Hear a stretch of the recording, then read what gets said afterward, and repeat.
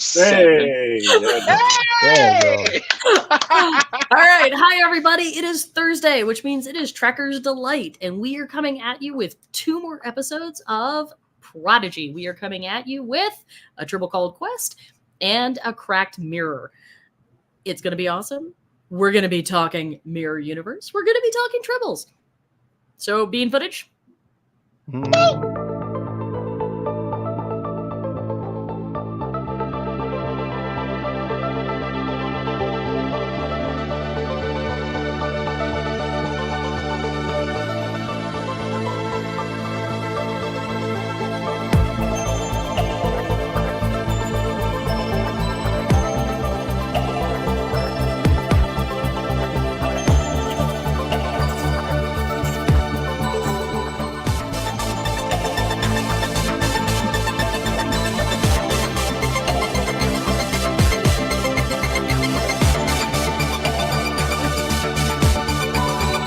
Every other vote. And you gotta admit, the dude that was coming down the aisle, he was kind of cute. I'd have carried him on my shoulder. Here we are. Welcome once again to Trekker's Delight. Like, literally, my mic falls down just as we go live. Hi, everybody. Who you gonna be? The captain of the Enterprise Z. Love that baseball and the teacup, like clearly TNG DS9 fans. So. Demand that we see power rates at some point in this season. What is going on? Power rates had shit to do with the power rates. No, everybody, this is actually one of the main screenwriters for Prodigy, so we are super excited to hear from you. And No also, lesson. I'm a little embarrassed for being as critical.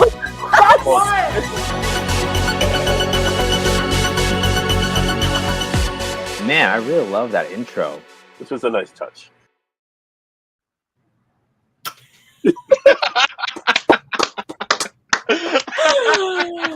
Oh, that is never not funny. That is never not funny. That was a good change there. That was a good change. Thank you. Right, well done, Something well done, subtle. well done. Thank you. Thank All you. right, folks, who wants to fall in their sword? I did it last week. So did Keith. Okay. You I want can to take Cracked Mirror. I need someone else to do a Tribble called Quest. Hey, we started. We did. I just know that what happens basically is they meet up with this cool Klingon who I wish was voiced by the same who did it Martok. That's how cool I really wished. But you know, it's cool. He was cool. He gave Uncle vibes. And basically they were trying to fix shit. And because he felt like he had to defend his Klingon honor by doing a certain scientific thing, which was nice seeing the scientific Klingon. Because you know, we saw a lawyer, we saw maybe 2 scientists in Enterprise, you know, woo. And whatever. But most of them are warriors. Anywho, yeah, something went wrong with some goo, and it almost reminded me of Prometheus a little bit. So why don't we talk about why they are on this planet? Let's start there. That's the part I forgot. Okay, They're looking for bosonite to fuel the Protostar. Because remember, the Protostar drive is currently offline. So they go and they find a planet that's rich in bosonite, and they're like, okay. And then, you know, the standard crew gets down, they do the whole away mission business, and they get down there, and it looks like the entire planet has been hit by a Tyranid invasion. It's all consumed. And they're like, this is weird.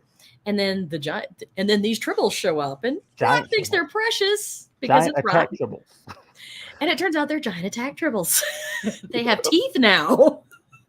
They're huge. And so that's a whole problem. Rock. Right? One actually bites a rock. Yep. I'm like, it makes me wonder, like, what do they like eat now? Like, everything, apparently. Everything. The planet.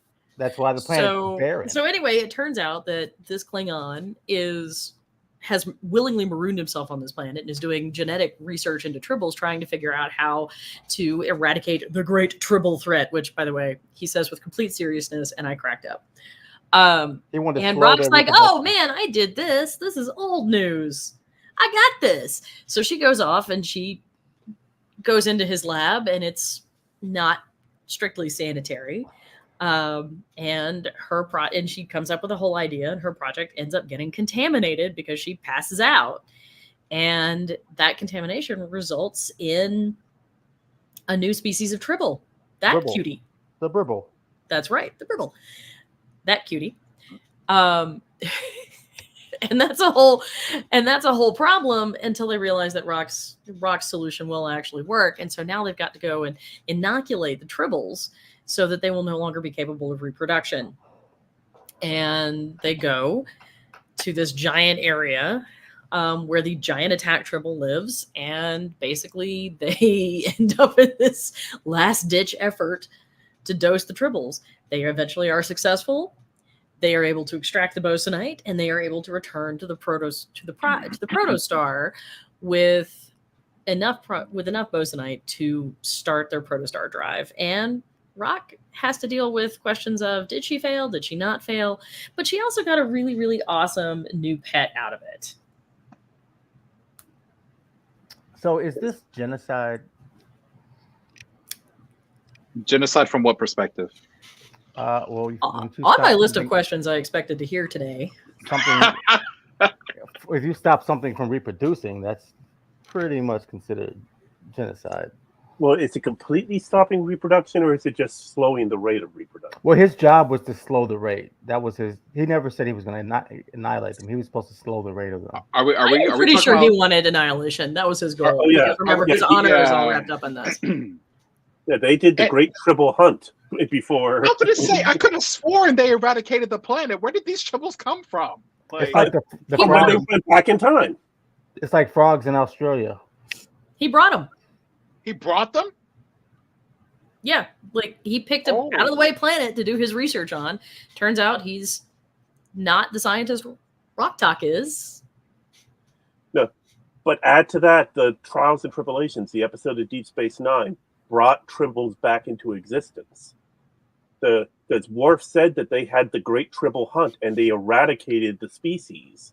That's right. They brought them back. At the end of the episode, they brought them back, and that was the return of Tribbles to the galaxy. I forgot. Oh, that's a Deep Space Nine classic. I should have remembered that. So yeah. Also, as part of this episode, we get Zero injures himself or themselves, and that's a real problem because we know that Zero's body is breaking down. Yeah, it can't. Even the sickbay can't heal him. Their body. Medical technology, even today, and I guess still in the future, all it really does is aid the body's ability to heal itself. It doesn't actually do it for the body. Because I think it's like not. Well, if I may, I don't think it's necessarily about can it heal the body, which we've seen that there's mortality. All over Star Trek, we've seen that. But it's like whether or not an organic shell can hold a non-corporeal being that it's starting to break down. It's the shell that's breaking down. The shell is breaking down because the shell is produced of whatever material was on that planet, and so as soon as you leave that planet with its particular properties, there was no way that Zero's body was going to continue to function. They knew that when they left, and they still made the same choice that they did. Right, we had this discussion before talking about his body, and we figured, I figured its cells could not reproduce itself like ours because it needed the rings around the planet to re-energize it, like in Insurrection. Yeah. Right. So is there anything out of this episode that we want to talk about, that we want to pull out to talk about? How fast did the Protostar go? They haven't given us we don't have the answer. They haven't given us anything about how the Protostar drive works. Because if they did, then that would just bring up a lot more questions. Right. Because we have that. I mean, are we sticking with the warp 10 problem? Like, no. Is that just gone?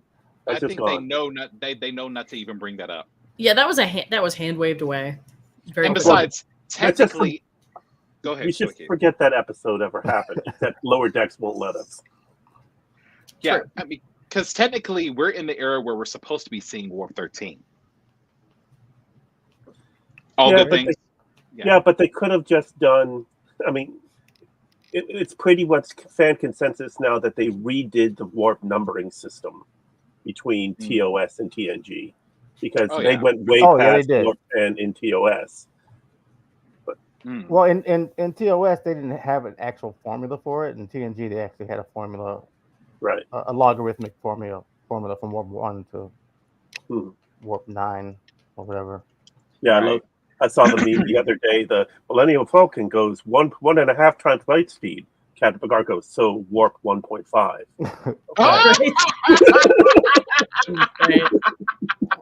That's right. Which isn't enough for star travel. Yeah, for anything that they do in the Star Wars universe. Right. So, no, I was just wondering because, never mind, because it's a protostar, and they had, what's the point of it? They can get across. It seems like they can cross 30,000 light years in a couple days. Could have been useful. I mean, in Proto Warp, I think you can, right? With Proto Warp, because you can go to the Delta Quadrant and back. Yeah, that's what we're saying. Yeah. Oh, okay. Yeah. Can I bring up something? Yeah, of course. So, as of last episode, we're starting to see Dal. We're starting to see a transition, right? Like, because we've had hot mess Dal the first half of the season, and now we're transitioning into a much more competent, settled Dal. And we saw a little bit of that when he rescues Chakotay in the last fight of the Protostar Part 2. And now we're seeing it when Dal is the one who is thinking quickly enough to rescue the pattern buffers. Right. And what's interesting about these actions is they seem at the outset to be poorly considered, and it turns out they're really not. Right. They're gambles, but they're gambles on a level that we would have seen the adult characters in Star Trek make before. And so it's really kind of fun to see Dal in this maturation arc. He's definitely shown. He seems to be finding his place, and of course, he's recognizing that it's not as the captain. Right. And that's okay. I mean, he's making his peace with the fact that he's got to earn his chops. Yeah. And that's really awesome to see. And that's great to see in a teenager, period. There are some adults I could think of that need to have that kind of come to Jesus minute. But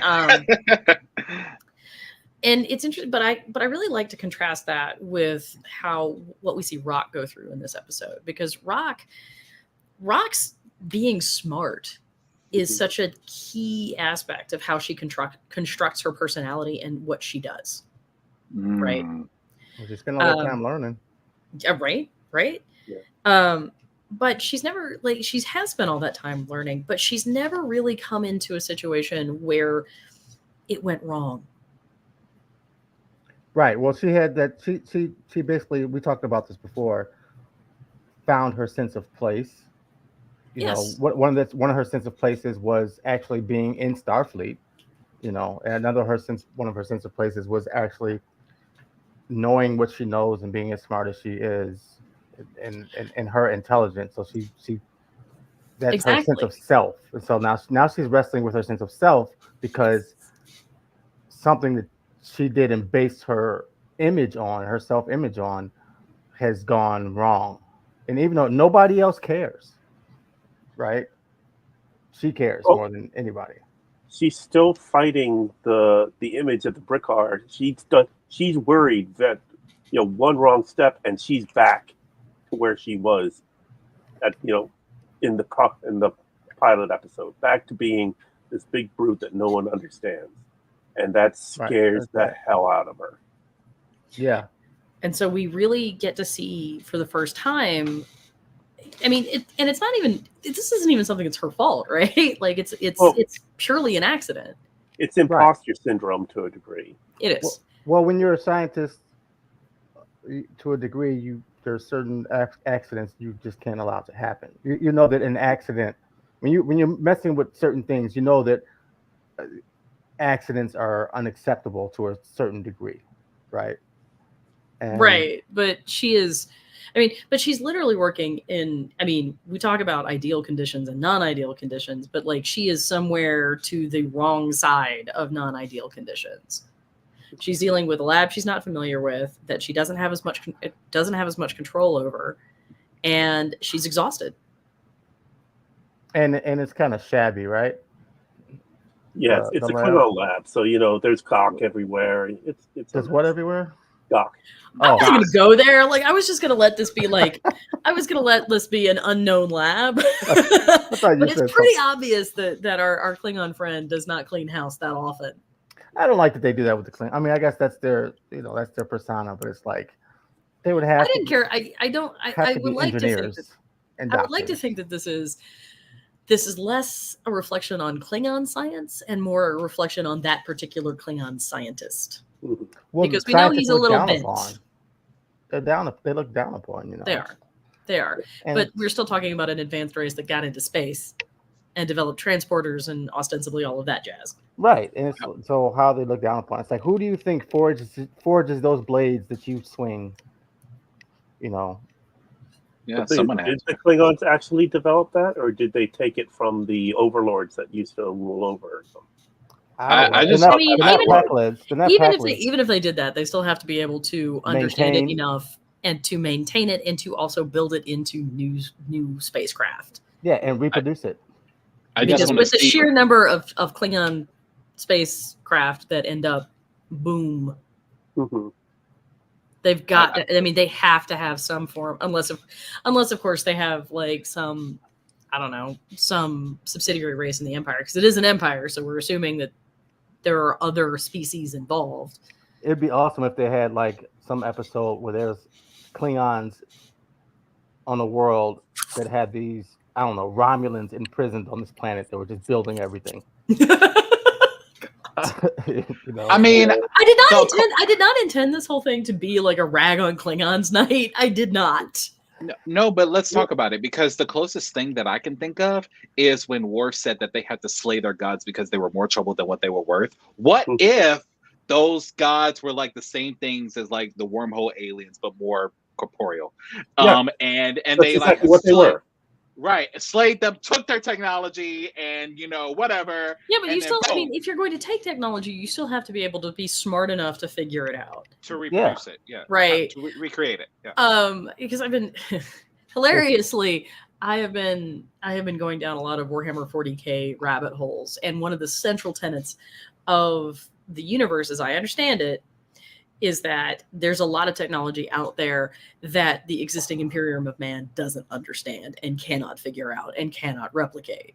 So there's a lot of, there's a certain amount of skill to be able to incorporate this foreign technology into your technology and to make it work. You can't just get a spaceship and drop it anywhere, and those people can you can't just reverse engineer everything just because you have it.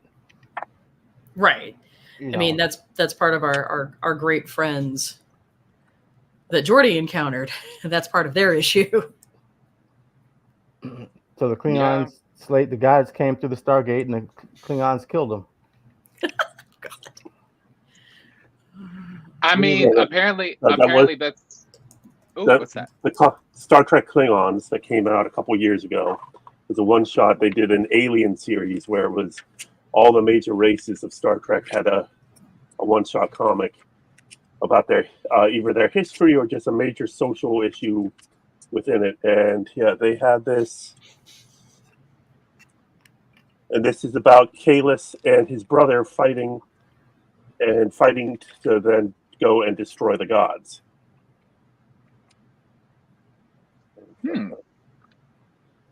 That Kalis was something else, I tell you.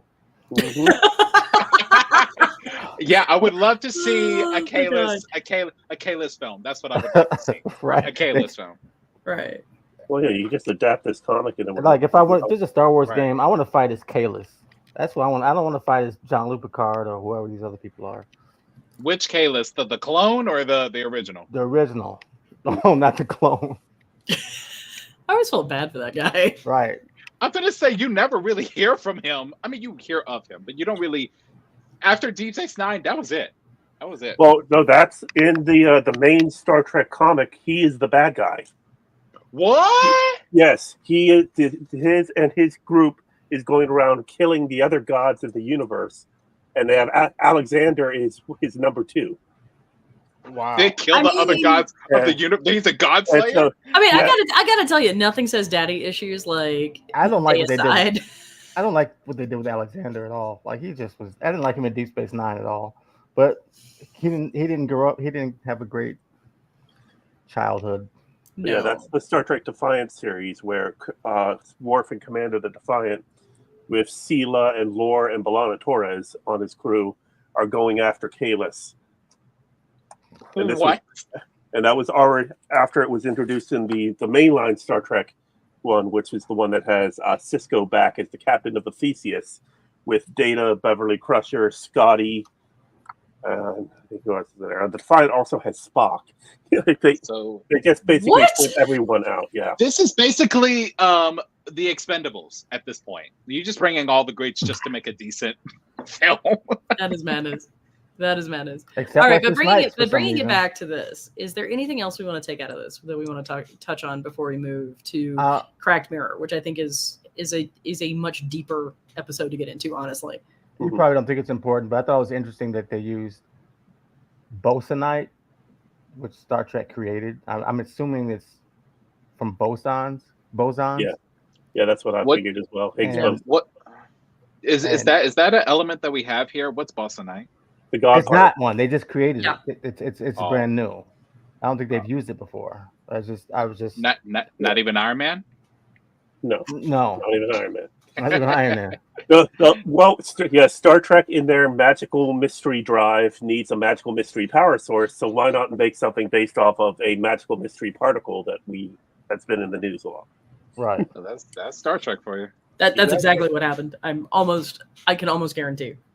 Not as good as now. If Aaron Walke would come on and answer the question about that, I would love to. I mean, like, where did you get this from? Like, I think the best made up. That's what it would. I'm sure he would have all the answers.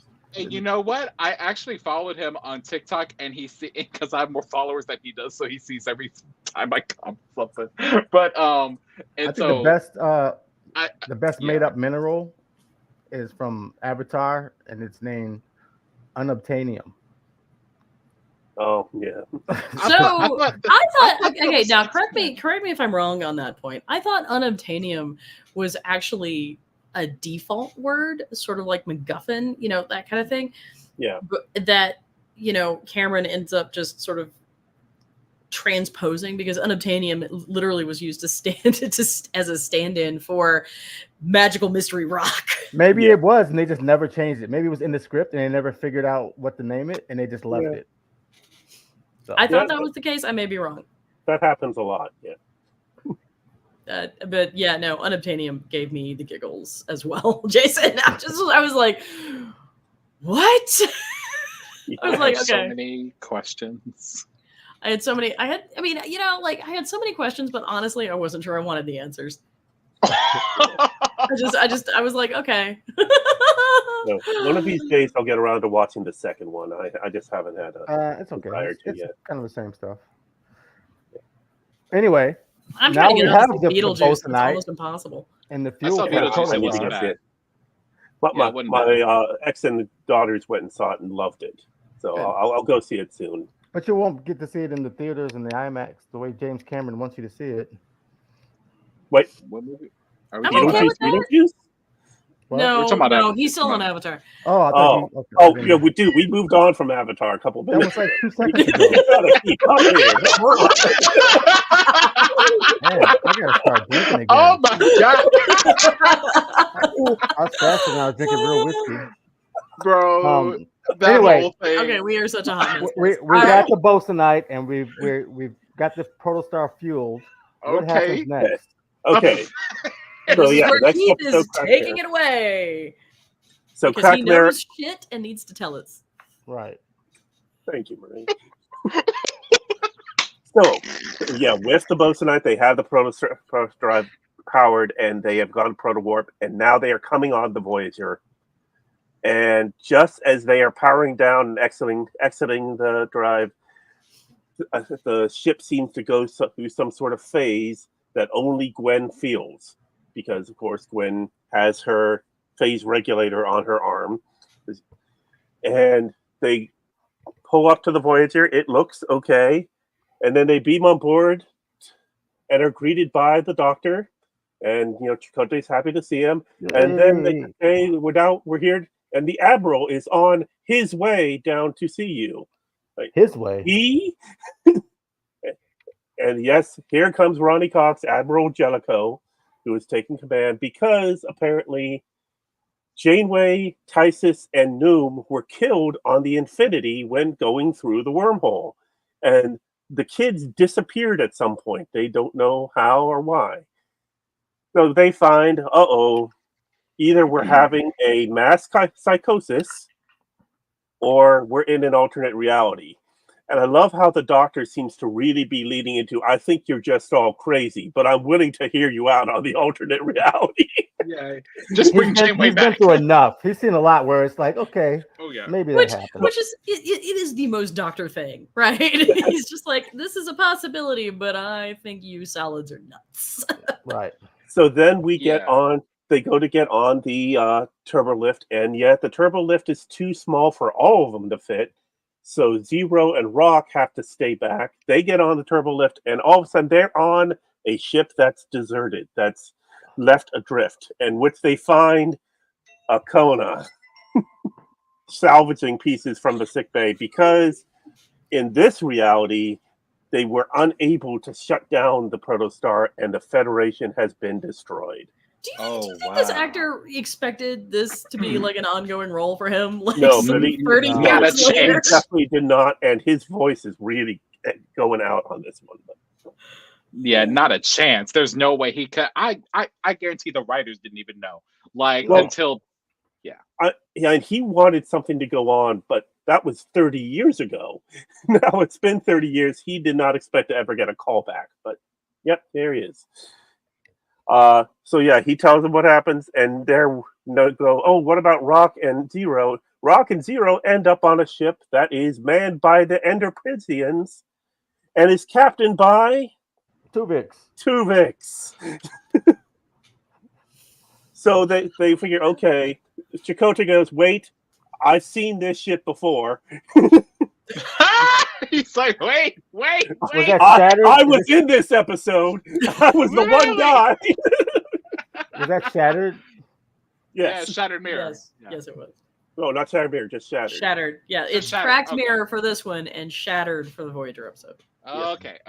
And but in the case of Chakotay, he was going through different times. So he went back to when the ship was still in dry dock, to when the ship was under control of the Kazon, to the future when it's Lieutenant Commander Naomi Wildman and Commander Icheb. Just different timescapes. But this is alternate reality. So this is what Worf went through in parallels in season 6 of Next Generation. Exactly. But which Chakotay knows, because Chakotay knows his shit. Yes, I will say in this one, his knowledge is very vital to this episode.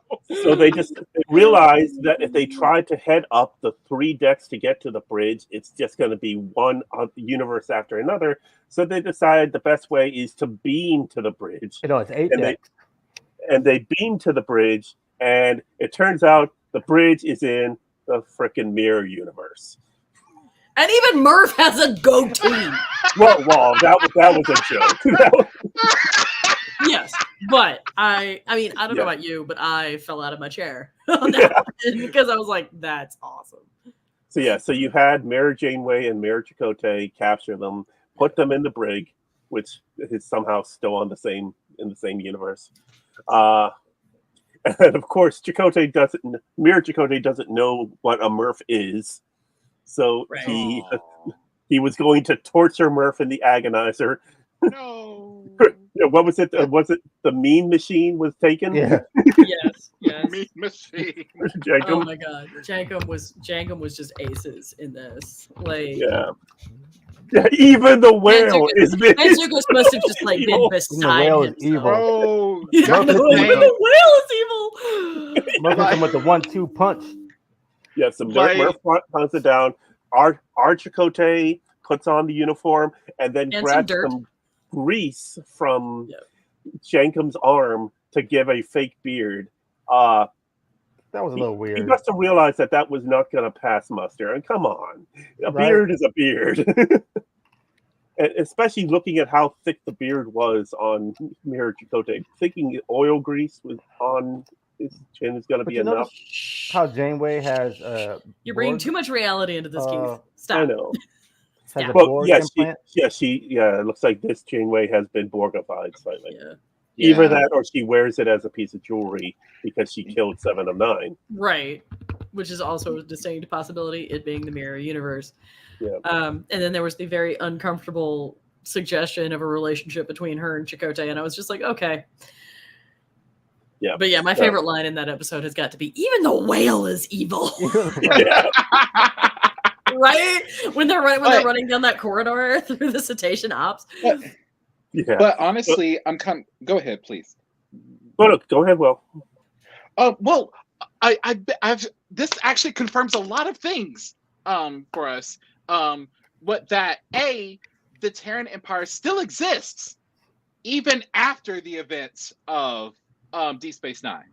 Because I thought in my head, they somehow just went and enslaved all Terrans, took over Earth, and all that. No, they just fought back.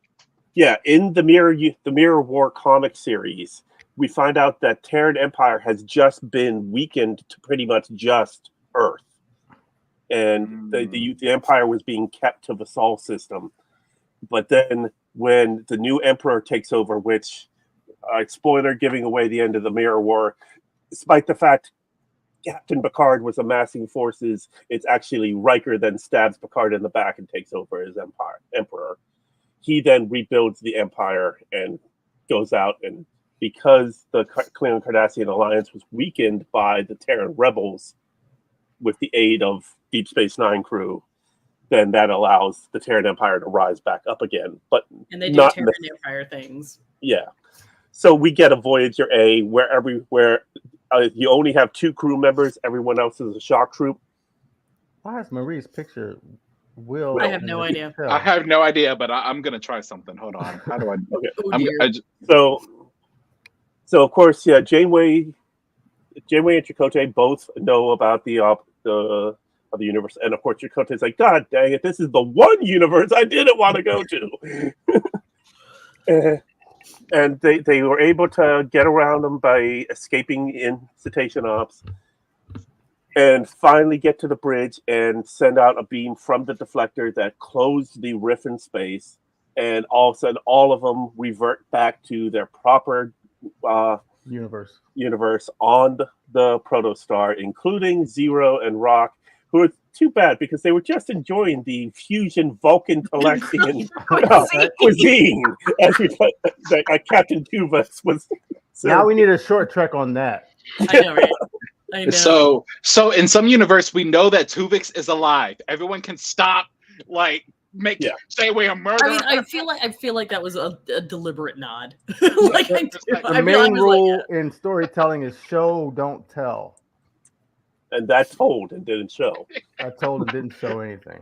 Yeah, I need to watch this again. But that's what's called an Easter egg at that point. Yes. Okay, yes, so now yes. Finally they have beamed over to the proper Voyager.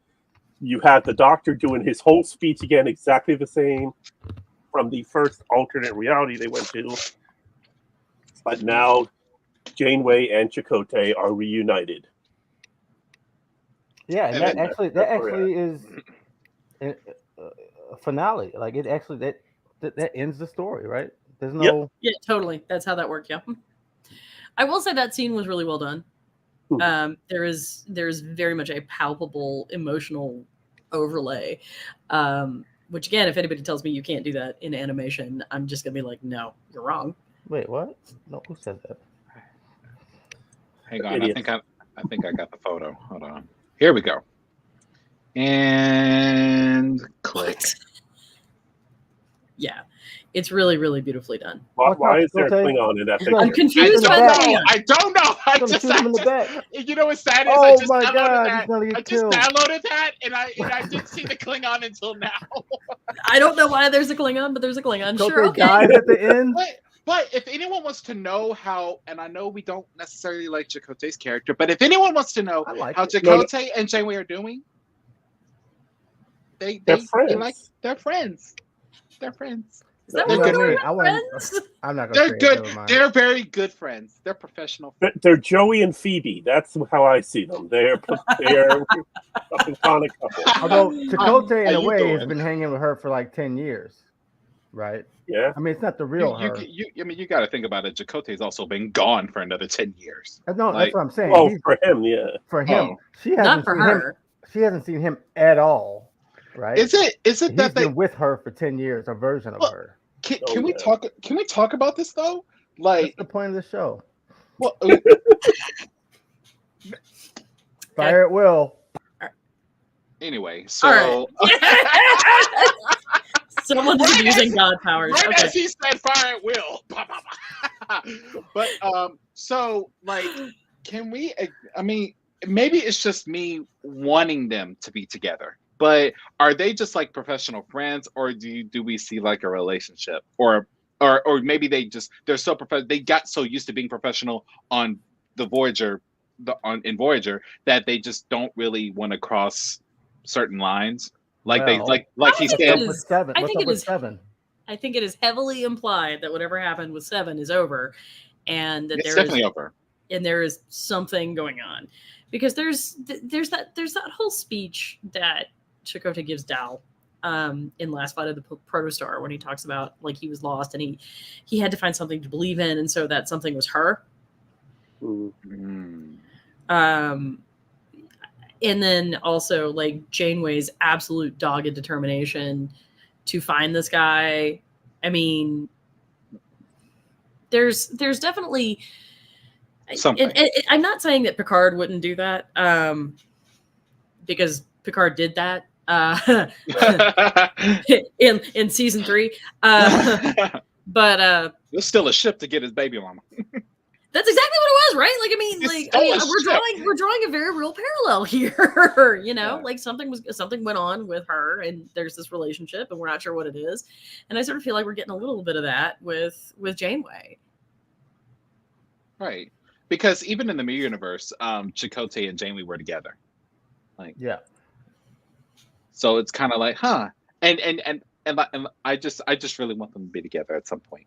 We see that. I do, because that's the last thing from the Voyager series that needs to be addressed. It's just like, please because why did you put Chakotay up with Seven? That little monkey was supposed to bring them together. What monkey? I don't know. What was from Resolutions. When they were on the planet together playing house? Yes. Oh, the monkey. He's gonna build her a boat. He's like, I'll build you a pyramid if you want. And then Chakotay made up that whole story, and then Janeway was like, "You made that up, didn't you?" He's like, "Yeah." It was so sweet. It's just like it was really sweet. Yeah. Well, we also don't know what happened with what's Janeway's husband's name? There was no husband. Mark. Mark ended up, like, over the course of the 7 years, moved on because he was pretty sure his fiance was dead. Well, can't blame him for that. And then he went on and married. In the autobiography of Catherine Janeway, her having a daughter at some point. With whom? It doesn't say. It just talks about having a daughter. Had to have been someone when she got back. You would think. Because ain't no way she had a daughter, like, while she's in the Delta Quadrant. We would have known. Yeah.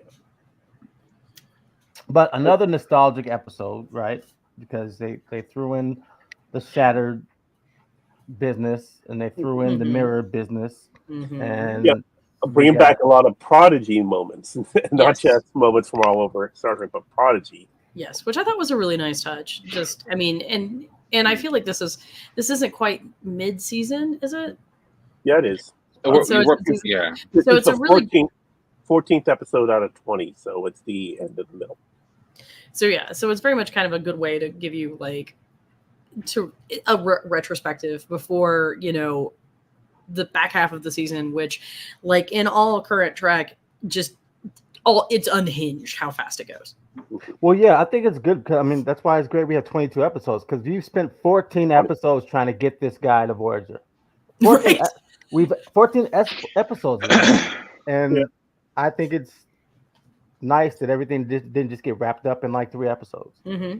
Yeah, I it took less episodes to get Spock on Discovery. Oh, yeah. Yes. Yeah. And now we are going to move, and this sets us up nicely for where we're going to go from here, because now we've dealt with the Chakotay issue, so this means we can start focusing on the Essentia and also the Loom subplots that are floating around. Right. We don't have any. Do we have? Is there? Where are we looking to forward at this point in this? What motivations are we looking for? Well, the overall goal is to get the Protostar back to where it belongs. Okay, we're still doing that. Yeah, right. We're still doing that. Yeah, and we still have to save restore the Gwyn. timeline, save Gwyn. Right. Yep. Right. And so we had to get the Protostar and Chakotay in order to do that. And the whole Gwyn issue is also tied up with the Essentia issue, because that brings us into contact with Solum. Okay. Well, I like it because we get to, and I forget stuff, right? So we get to leave some elements of the story, bring up new elements of the story, come back to elements of the story, and I like that, rather than like every element leads to the next element, and it all just weaves together episode or scene after scene after scene after scene. Like stuff happens between important happenings in a story, right? Like things happen in between, and I like that they do that. I mean, life is that way. Life is that way. It also answers the question that I really, really liked. Is like, because and this is kind of like a what if. This episode really gives me what if vibes, because like from a single situation, it according to the multiverse theory, a bunch of different universes are formed from that single decision. So now it kind of like says like, well, if Janeway did go through with the plan according to their plan that they were going to do originally, it would have meant their death. And what is the reason they didn't go through that replan? Remember? Because Dahl took the ship and no. Before it was an accident. It was an accident. It was set on autopilot. No. Remember the big swirly thing came and said, Janeway, don't go? Yep. Yes. Wesley. Yeah. Wesley. Yep. Wesley Crusher. That's Wesley. Because I think we can distinctly say that was Wesley. Yeah. That was definitely Wesley. Because he can see to multiple, I don't know, maybe not the extent of the Borg Queen, but he can see multiple universes. Oh, absolutely. He definitely said that. Yeah. And we get, and he said this is the one he wants to save because his mom lives there. It's the one, his actual mom. Well, yeah, because it's like all of the other travelers like abandoned him. Like I hate. They're like, all right, we're gonna let the Loom eat y'all. I hate this idea of multiple universes. It just means there's so many that are just terribly horrible out there. Bro, have y'all not seen Deadpool? This is the timeline y'all recruited me from. An infinite number of terrible universes there are. I have not seen Deadpool. Oh, me either. I haven't seen it either. Oh, we also get a new character. Tribble. You talked about that, yeah. Yeah, right. But we didn't. I mean, we didn't say that like, oh, it's actually a new character sort of deal. But now we've seen it in another episode, so now we know it's a character. I mean, yes. I mean, sheer continuity would just say. I mean, Rock's not going to let. I mean, I do like the fact that we now have this whole argument where like Rock has to have babysitters for Tribble for quests. Yes. Well, I mean, shows are famous for introducing something in an episode and then just never seeing that thing again. So they original series really good about not doing that though. Original series Star Trek, yes. Say hello to Jim Kirk's nephew. You'll never see him ever again. Right. Jim Kirk had a nephew? Yes. In Operation His brother was killed, and it was Shatner with the fake mustache. Yep. Sam. Yeah. Sam was killed, and Sam's son comes to live with Jim, and you never see him ever again. So that's what I'm saying. Peter. But that's original series. Now, of course, yeah, TNG kind of had that too, because Alexander would disappear from episode for long periods of time, and then somebody would be like, "Oh wait, hopefully we Worf, see Peter. Worf has a son. We should possibly talk about him." Hopefully we see Peter in Prodigy or Section 31. Worf was so bad. He would just be looking at that. What am I supposed to do with that? Like, like you are supposed to give it what you did not necessarily have that you felt like you didn't have. He was like, feed him. I really feel like the Ruzhenkos did their best. Like, I don't feel like at any point Worf was ignored. And well, that's what I'm saying. And I gotta tell you, like, apparently, like, they lose Nikolai and just don't care. Right? Yeah. And it's not to say that Worf wasn't raised by parents, but he kind of throws mad shade at them. Yes. Because they were not Klingon. And I'm like, well, if you feel that strongly about it, step up and except he tries and he goes about it the exact wrong way. Like, it's so bad that, like, Alexander has to come back in time to give his dad a pep talk. That is. I mean, it's, you know, one day for Father's Day, I really want to sit down and do like an A+ parenting episode, like where we talk about Sarek and Worf. Yeah. I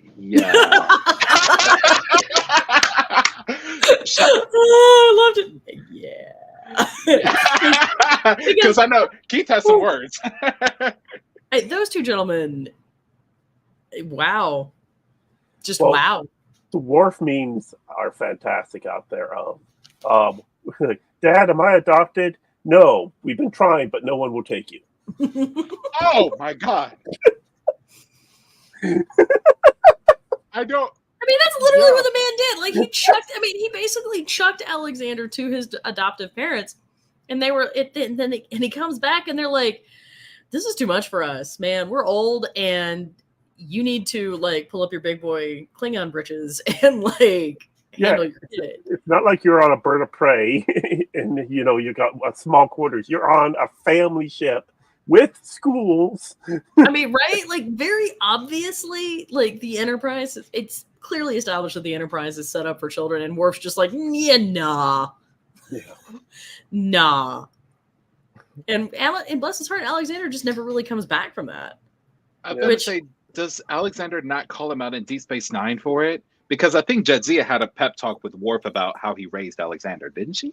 He didn't raise Alexander. Jadzia doesn't really do that, but Alexander definitely has words for his father. No, Jadzia calls him out on being a what's proper? A costumed Klingon, and that Klingon society is actually pretty hollow. Yes, if we want to continue our Klingon bashing. Man, on the list of things that I expected to happen today, just Klingon bashing today. Like, I was like, what? Well, thank God for Discovery Klingons. I'll tell you that much. I really hate that Big Brother heard me because, hold on. Let me see if y'all can. Who that? That's Jadzia's wedding album. Yeah, it just popped up on my For You page, and in her Klingon outfit. Stop. No, there was something the three of us were talking about like weeks ago, and then like I messaged Marie because the next day I was getting Facebook ads for it. Big Brother is watching for sure. I cannot stand that. It's just like, yes, I get it. You're trying to sell us stuff and make us zombified and mind melded to our phones, but this is creepy. Jesus Christ. So why do we think we have a mirror universe episode in Prodigy? Well, it's become a thing from Star Trek, sort of nostalgia. You need to address certain things and certain what ifs. Like what if Janeway would have went? What if like, you know, stuff like that. Because I feel like that's one of the strongholds. Like, but other than and then to address the real last time that we had a crossover between universes from what we learned in Discovery. Because if we do the math, it's a little bit for more than 500 years when it comes to Deep Space Nine. But now when you put it in Prodigy's timeline, it's like, okay, that math kind of lines up. And we also get to see Janeway and Chakotay canoodling. Have a hint at that relationship. Canoodling. Canoodling? Is that what the kids call it these days? See, when I hear okay, boomer, like what? See, when I hear the term canoodling, what I now think of is someone in a canoe using a pool noodle to paddle. That's canoodling to me. I can't. I'm never going to get that image out of my head. I wish Marco was here to hear this word canoodling. Like, Marco, where are you? You know what I'm saying, man. That's your wish, to give you your wish, Will. That's why they had it, so you can see them together. Isn't that your wish? Get the hell out of here, man! No. How many times you gonna kick Jason out of here? Come on. No, that was unfair. How am I not right? Abuse of your god powers. This is Squidward judging you right now. Wait, how am I not right? Didn't you just say that you wanted to see them together? You are completely correct, Jason. Yeah, when did I say that? Right here. When did I say you what? did. You did. You literally said that was your wish. Roll back the tape. No, but I wouldn't use the word canoodling. Well, we're past the canoodling. We're not past it. Whatever you say in your house. Whatever you say in your house, you can say that word. We are literally going to have a picture, like a T-shirt with Jason's face on it, and then canoodling. Okay, finally, let's write that note down for our merch ideas, because that is definitely like he's just like so. Are we going to talk about Janeway and Chakotay canoodling on Prodigy? There you go. I mean, and extra bonus points if we can get like Jason, like in the canoe with the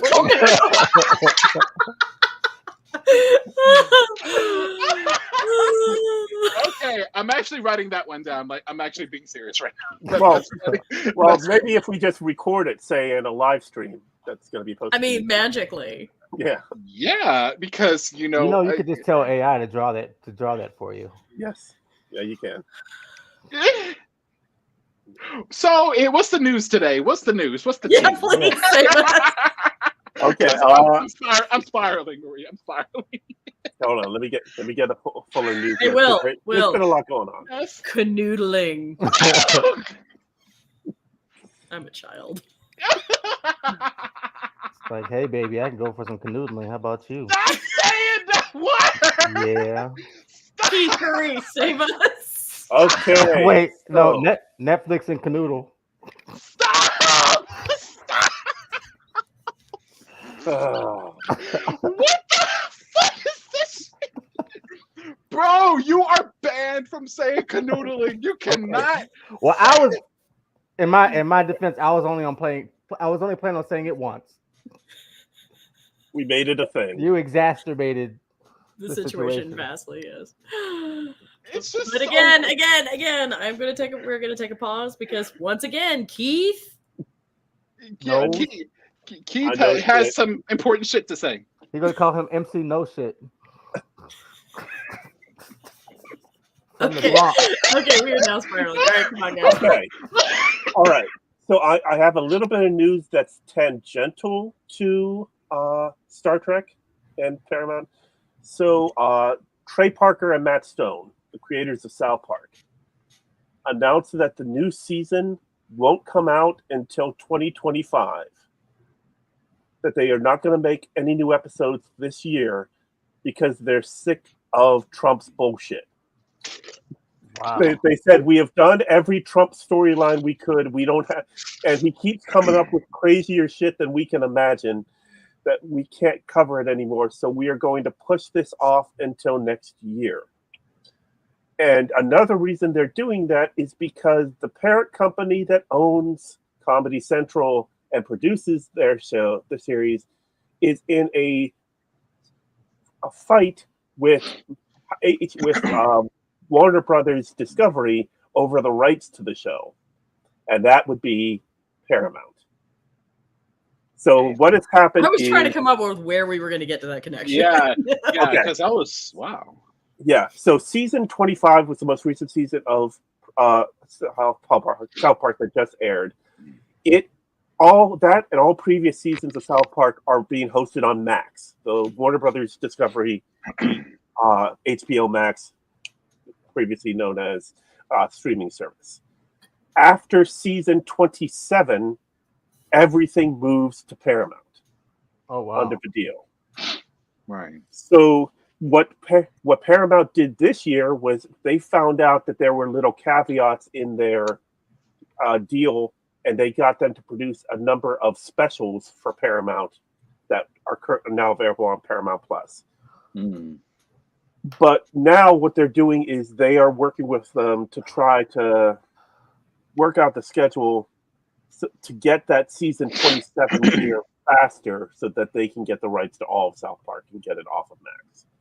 And part of that is, so this whole decision to ignore the current election, get away from Trump, hopefully, is seen in the larger picture of Paramount and its current troubles with going through the merger. Wait, and of course, so, the merger is currently on hold. Right. Because there was a clause in the agreement that they could seek other bids, but the clause was supposed to be acted upon by both sides, and Paramount did not properly inform Skydance that they were doing this, and so they went and got another bid, and Skydance goes, well, maybe I don't want to be friends with you no more, and canceled the merger, or at least put it on hold. So now Paramount is National Amusements, the company that owns the significant shares of Paramount Global, which is owned by Sherry Redstone.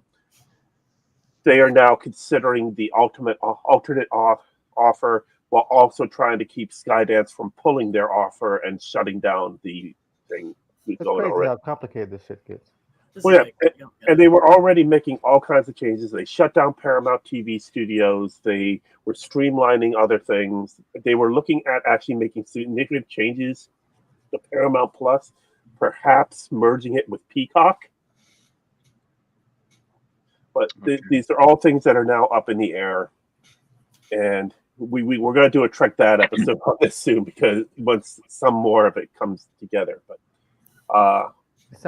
that was the big news that I saw. Now, other things we did have, as we discussed on Trek That on Star Trek Day, we got a 2-minute clip of season 5 of Lower Decks, which I believe, I'm guessing from the subject matter, is probably the opening scene from season 5 of Lower Decks. Which is callback to the episode The Most Toys from Next Generation. We have the replacement for Eagle Moss, what's the company called, Fan Home, with their first wave of new Star Trek Starships diecast. You can now pre-order. You can get the Titan A / Enterprise G. Of course, it says Titan A on it. The Stargazer, as seen in Picard Season 2. The Farragut, as seen in the season finale of Strange New World Season 1. The Enterprise F, as seen from Picard Season 3. The Ilios from Picard Season 3. The Shrike from Picard Season 3. And they are looking to add as well the Protostar and the Cerritos and a couple others eventually. But these are the first 6. And now you could sign up, pre-order now. The first ship, the Titan A, is available for $45. Subsequent ships will be priced at $55 with free shipping, and you can cancel at any time. This is a huge increase in price from what the Eagle Moss ones were. Like even the leftover inventory Eagle Moss, some of them were going for as low as $10.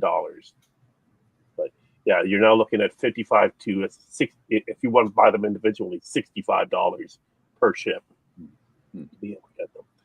And then, of course, there's the XL versions they're looking to come out with as well. And it looks like if you get a subscription, unlike with Eagle Moss, you could decide certain ships you didn't want. With Fan Home, you got to take all of them or none of them. So if you want a subscription, you got to take everything. Yeah, so if you can afford to spend $55 a month, then you can continue to collect the starships. But otherwise, that's going to be pretty tough to swallow. Let's see, what else was there? I was going to say that, like, as far as the South Park thing, so it sounds like that we won't, at least not anytime soon, get an episode of Donald Trump running through Ohio saving all the dogs and cats. because I was kind of looking forward to that. Like,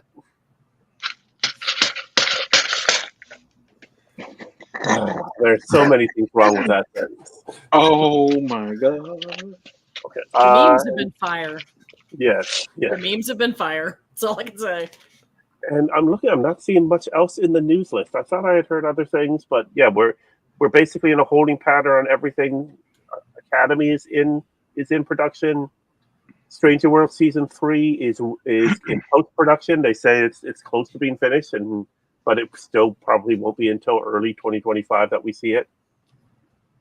And then, of course, every once in a while, someone asks one of the actors from the Kelvin movies whether the fourth one's going to happen. The latest being John Cho and Simon Pegg both appeared at an event this weekend, and Simon Pegg even made sure he took pictures with Joe. And of course, everyone's asking, "Oh, are you guys getting together to write Star Trek 4 or plan Star Trek 4 or film Star Trek 4?" Hopefully. And no.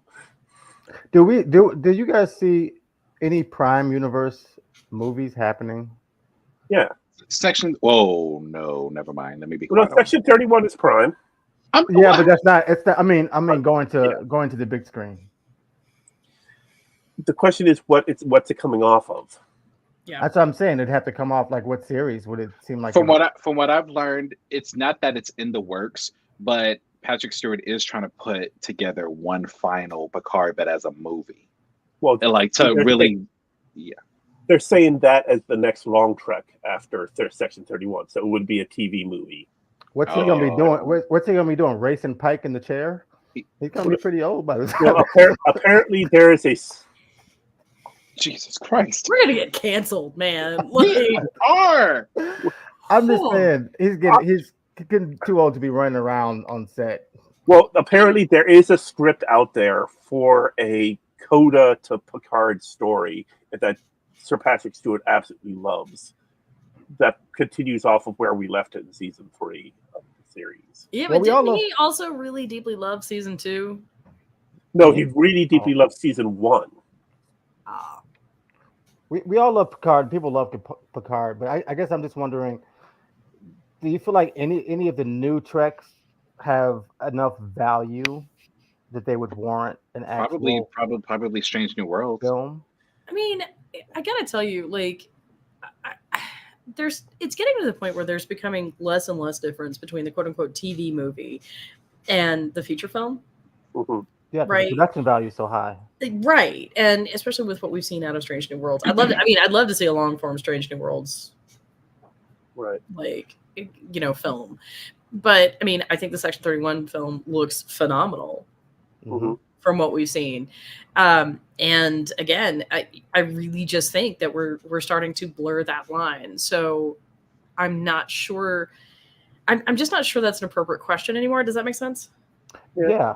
I mean, if Prodigy does get season 3, I could see a Prodigy movie. I would love to see a Prodigy movie. Yeah. I would love to see more Prodigy. So if you guys can just go and rewatch it again and again, that'd be great. Just keep watching. They've already started buying the plane to fly over Netflix headquarters, saying "Save Prodigy." Right. I think they've already. I mean, we've had at least one flyby already. Yeah, on Star Trek Day they had them going. Yep. Kate Mulgrew was sharing that she saw it, but and Mike McMahon, the showrunner and creator of Lower Decks, has said that there will be characters introduced in season 5 that were specifically introduced to be spin-off bait. Like there are characters that are going to come in that if they do it the way they created them, they're hoping that they are people that you will appeal to the audience and that you want to see more of, that we would get either another show or movies. I would love to see a Discovery, but that's not going to happen. Yeah. But all right, folks. Well, I know what I want to see. I want to see an Archer movie. That would President be nice. Archer. So, gentle watchers, if you have thoughts on this, please put a comment. And if you haven't hit the like, subscribe, and follow buttons, please do now. So next week, we will be continuing our coverage of Prodigy, and we hope to see you soon. Got one more thing, guys. Hurry. Happy birthday to Jermaine, whose birthday is this Saturday on the 14th. What? And to Manny, whose birthday is on the 17th, coming up. So, Excellent. Nice. Okay, bye. Feed footage. Bye. And Wait, Jason, on a scale of 1 to 10, how serious are you being right now? I gotta know. I'm serious, dude. You got Like 10 out of I'm 10 100% serious, or picking on Michael serious? Which one? There is no temperature in space. It's not cold. What are you serious? Okay, wait. Who is? Oh dear God! It just got because you better. said his name. Welcome to the party, Michael. No, that is not how we're going to end the episode No. because Keith actually has like a legitimate news update. He knows shit, and we should possibly like convey that knowledge. That's my favorite line. He knows shit. It's just like a black and red mound. It's like, Why are you describing yourself? what the hell? Hello from Hey, Virgil. Hey, Hey, Virgil. welcome. Hello, Virgil. Welcome. Who are you?